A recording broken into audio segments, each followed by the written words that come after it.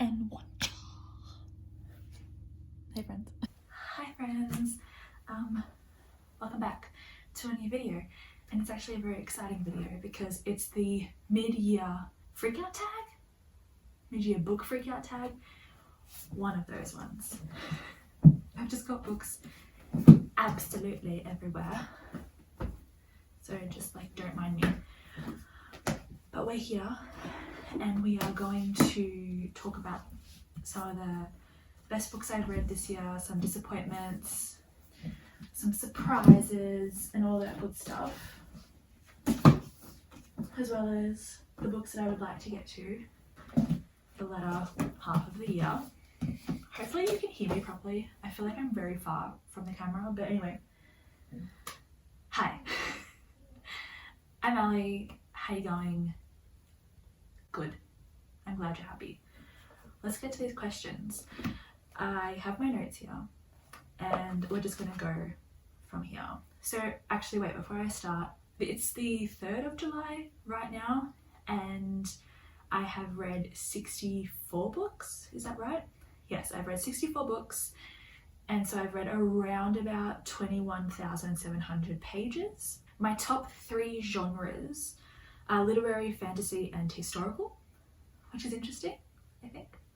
I think like most of the historical have been historical fantasy. Or have they just been historical? I don't know, that's interesting to me. I wonder if they consider like myth retellings as historical, because this is from Storygraph. That's an interesting, I should look that up actually. So 55% of books read were between 300 and 499 pages. 36% were below 300 pages and only 9% were over 500 pages. Whoopsies. And my average rating for this year is a 4-star, which is actually very good. I'm actually really happy with that. So that's that. Let's just go into the questions. I want this to kind of keep on moving. So the first question is best book that I've read so far this year. I've only read 13 5-star books and one of those was a reread. So I'm going to mention my 5-star books, but I think the best book that I've read this year, purely because of my love for it, is Bunny by Mona Awad. I don't have my copy right now, but I have already reread that this year. Like I reread it a month after I read it. I love that book so much. I actually have a reading vlog where I read that book for the first time, so please go and watch it. It was just absolutely wonderful and exactly like just everything that I want in a book. I loved it so much. But we've also got, I'll just talk a little bit about these other ones. So we have Slewfoot by Brom. I read that for the first time in the same reading vlog as when I read Bunny. Absolutely loved that book. It was brilliant, so fantastic. Another favourite of this year was La Pavona by Ottessa Moshfegh. Ottessa Moshfegh is, she's an author that separates people. And I understand why. This was disgusting. It was absolutely disgusting. It was despicable, horrible, but so good. I don't know what that says about me, but I really love the way that Ottessa Moshfegh looks at characters and like on society as well as a whole. I don't know. And like the religious references in this with the lamb, and it was very good. But I don't recommend this to anyone. So loved La Pavona. Another favourite was a short story collection, Furies, Stories of the Wicked, Wild and Untamed. Loved this collection. If you love short stories, these were great. Like honestly, great. My reread was Wolf Hall by Hilary Mantel. I don't need to speak about that, but I love that book and I can't wait to continue the series. Another favourite of mine was obviously Electra by Jennifer Saint. This needs no other statement after that. The Oleander Sword by Tasha Suri, also a 5-star read. Absolutely love this series. The Secret Service of Tea and Treason by India Holton. Absolutely brilliant and breathtaking. Loved this.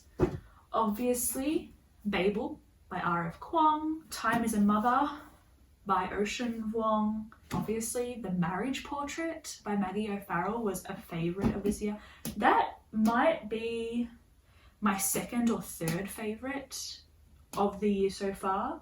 Bunny, Babel, and The Marriage Portrait. Like, they're absolutely fantastic. This book as well, And Every Morning the Way Home Gets Longer and Longer by Frederick Buckman. Gorgeous. I also want to say Icebreaker by Hannah Grace. It's a romance. I absolutely adored that book. They're my favourites of the year so far. And then I added another question. I added a subsection to this question. So question 1B, what's my favourite classic of the year, right?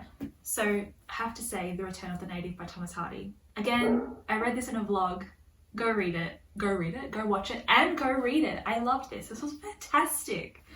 Oh my god, I love Thomas Hardy now. I can't wait to read more of his work. I have a shitload of his books on my shelf, and I'm now going to read them. To the next question. Best sequel you've read so far this year. So the one that I'm going to say, obviously, The Oleander Sword by Tasha Suri. This was, I think, a really fantastic sequel to The Jasmine Throne. I just love the characters in this, and I love the writing.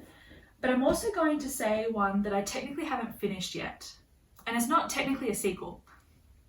It's a prequel, but it's part of a series. And that is A Day of Fallen Night by Samantha Shannon.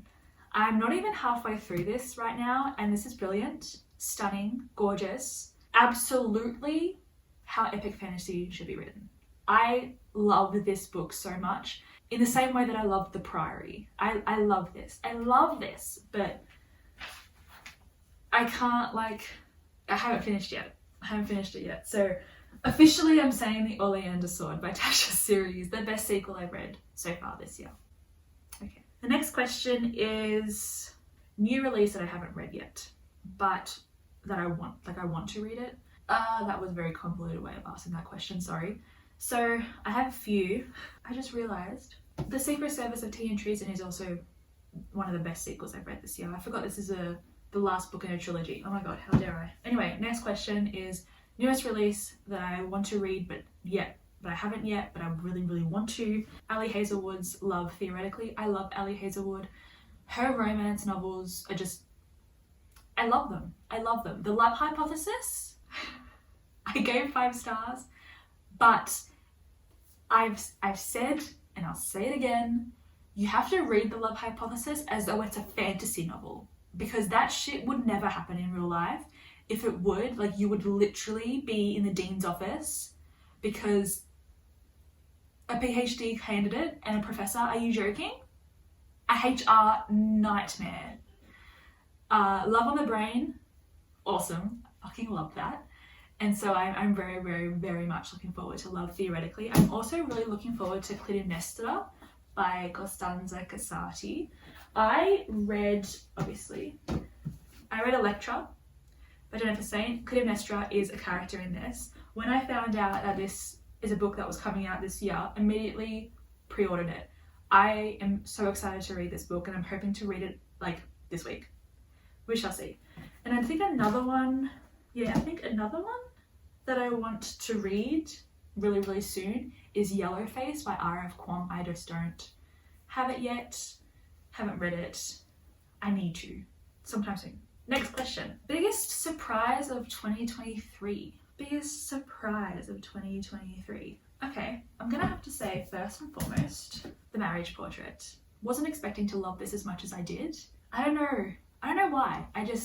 My love for this book far more than I anticipated. I was eating this book up. I loved the main character, Lucrezia. I think this was just an incredible feat, really. So that was a really huge surprise. I don't know why, because Maggie O'Farrell is so beloved by everyone. I should have realised. Another really big surprise for me so far this year was Demon Copperhead by Barbara Kingsolver. When I read this for the Women's Prize long list, did not expect to enjoy it, to be honest.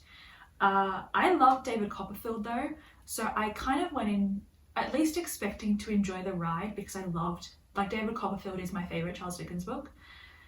But this was incredible. This was absolutely incredible. The writing was, again, incredible, you guessed it.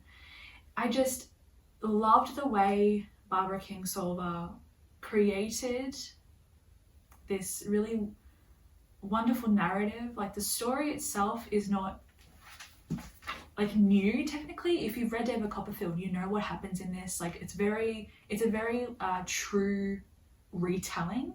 It's just within kind of a modern context.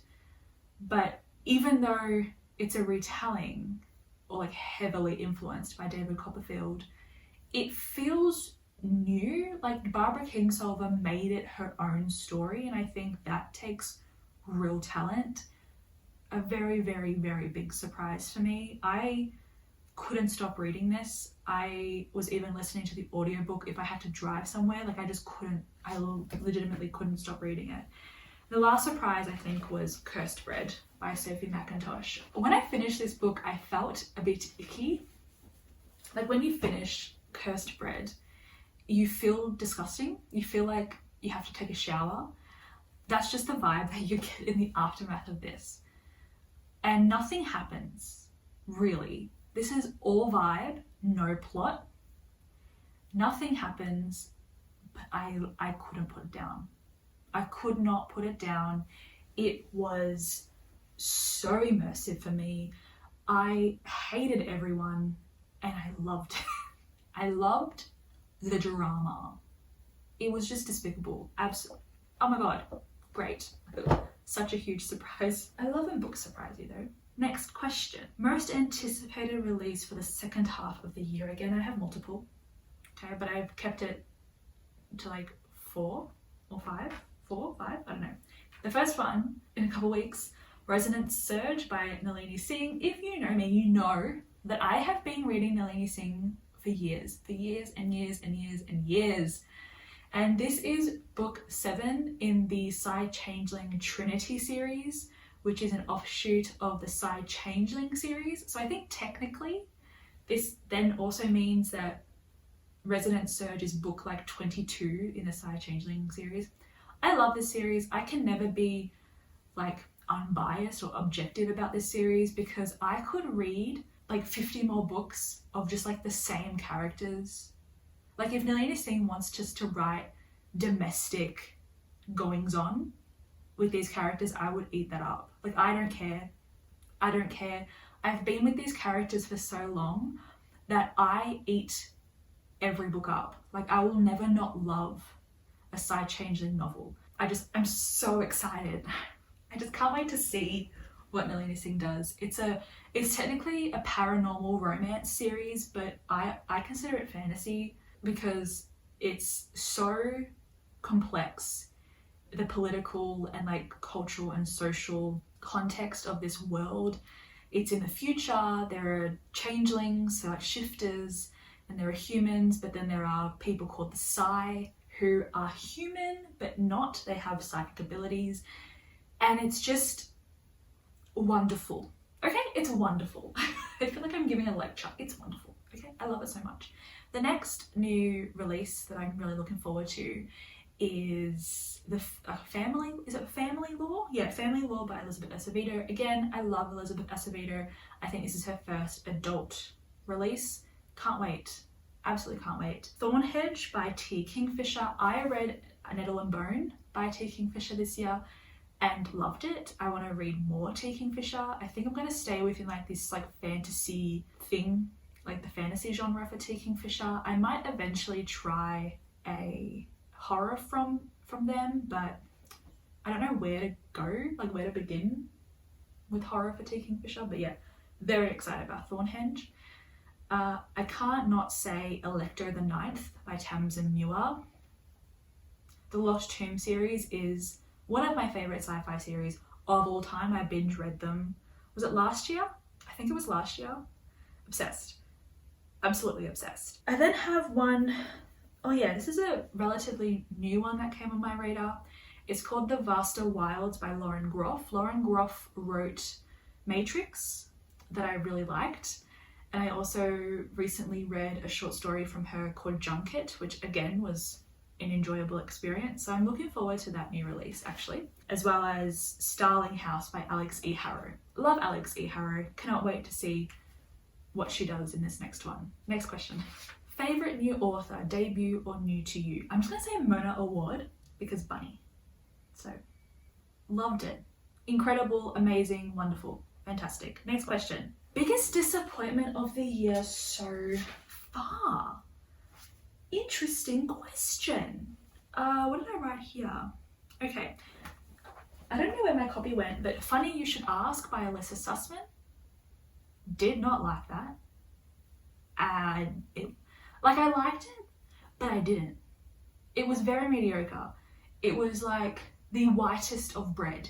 Dull, the dullest of the dull. I did not understand why that had hype at all. Did not like that. Very disappointed by that. Sorry Bro by Talene Voskuni, I was also very disappointed by. I just didn't enjoy my reading experience of that book. I think my problem was I had high expectations. When you promote yourself as like the bisexual, my big fat Greek wedding but Armenian, I have high expectations. Like, come on. It was the opposite of that. I had some issues. I think I talk about it somewhere on my channel. I don't know. If it's not on my channel, it's on my TikTok. And then I think the last one would be Stone Blind by Natalie Haynes. I read this at the Women's Prize long list. So disappointed. This might be actually my most disappointing book of 2023 so far, Stone Blind by Natalie Haynes. It just wasn't what I was looking for. I think that's all I'm going to say, because I've ranted about it everywhere else. It's in a reading vlog. The next question is always a weird one for me. Newest fictional crush. You know what I'm going to say? Slewfoot. Slewfoot from Slewfoot by Brom. My newest fictional crush, there you go. Devil Daddy. Newest favorite fictional character. I'm actually going to do like a cast of characters, or yeah. I love Malini, Priya and Bhumika in The Oleander Sword, even in The Jasmine Throne, the first book. I loved these three women. I think Tasha Suru writes such incredible women, and I flew through this book. I felt like I flew through this book. Did I? I felt like it because I just wanted to know more about these three women. They're so complex and their flaws are like, you know that they're flawed. They're not perfect fantasy heroines. They're just trying to achieve their own dreams. And sometimes in like the case of Malini, she will do whatever it takes to achieve her dream. And Bhumika is the same. Bhumika is just so wonderful. The things that she does, I just love these three women so much. I think they're my favorite. I could also say like the entire cast of the Dangerous Damsel series. I absolutely love them. Daniel and Alice were perfect. Maybe you could even say Daniel is also a fictional crush. I don't know. And Alice, fictional crush is such a weird question. I'm sorry, but it is. Next one. The next question is a book that made you cry. I think this is very easy. I literally did a video where I read this book and sob. You're welcome. Next question. A book that made you happy. I love reading, so every book makes me happy. Oh, this one's hard because I'm gonna say this one. Like, there was true joy, like joy when I was reading this, and it's lighthearted enough that you can just like sit with your joy and just be happy reading it. I'm gonna say this. This is a wonderful book, wonderful conclusion to a wonderful series. Next question. Most beautiful book you've brought so far this year or received? I think A Day of Fallen Night is absolutely gorgeous. Like, look at the dragons. It's so magnificent, right? We have this. We also have, where is it? I don't have my copy of Atalanta here, but I think Atalanta is such a pretty cover. If there's like a thing for favorite end pages, it's the marriage portraits. Like, so pretty. As well as the cover is really pretty as well. What books do you need to read by the end of the year? Honestly, like, Love Theoretically, I really want to read. Clytemnestra, I really want to read. Yellow Face. I want to see if I can finally finish the Thomas Cromwell trilogy. So Bring Up the Bodies and The Mirror and the Light. I would also like to finish The Shadow Rising by Robert Jordan. It's Wheel of Time book 4. Want to finish that book. What else? What are my plans? I really want to finish All's Well by Mona Awad before her newest release, Rouge. Her newest release of Rouge comes out. I think that's what I'm going to say for the moment. Yeah, I think that's what I'm going to say for the moment. Next question. Oh, this is a question that I added myself. An author that has cemented themselves as a favourite. So I've had to read like at least 2 books from them. So I'm going to say Jennifer Saint. I think Jennifer Saint is now like an automatic buy author. She's one of my favourites. She's cemented herself as a favourite for me. I adore her writing. I really like the way that she tells her stories. Yeah. I'm also going to say Samantha Shannon because I'm having the best time.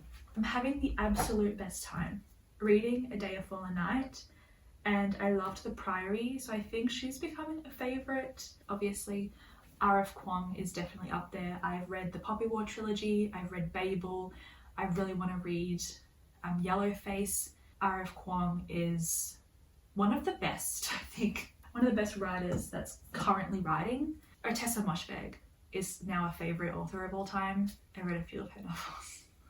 I just have her short story collection left and Eileen to read. That was the last question. I love this freakout tag. I've been doing this for so long on my blog, so I'll link like last year's blog post down below. I've been having a lot of fun reading this year, and I'm trying really hard to focus on taking my time with reading and not being in a competition with myself, because I feel like sometimes I get so caught up with trying to finish as many books a week as possible that I just lose sight of just like how much I love reading, you know, like being with a book and taking my time with it and just like being hooked, you know. And I'm having that experience. Like, this has definitely made me slow down, and so I'm really happy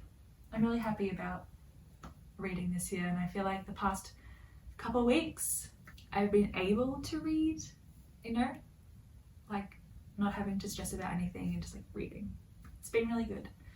But that's the end of the video. Let me know your answers down below, please. This is a conversation. And do you have any recommendations of books that I should read? Let me know. Let me know if you think I should read a particular book or some books. That'll be really fun. Maybe that could be like a future video idea where I read your recommendations. And I'll see you next week. If anything changes, I'll be sure to let you know. Make sure you follow me on Instagram. If anything changes, I will also, because I'm a bit more of a lurker on Instagram than I am anywhere else. And stay safe, friends. Happy reading. Subscribe if you like my face, or don't, but still subscribe. That'd be really handy. And yeah, bye friends. I need to go put all these books away. God save me. Actually, no. I don't think he's too happy with me right now.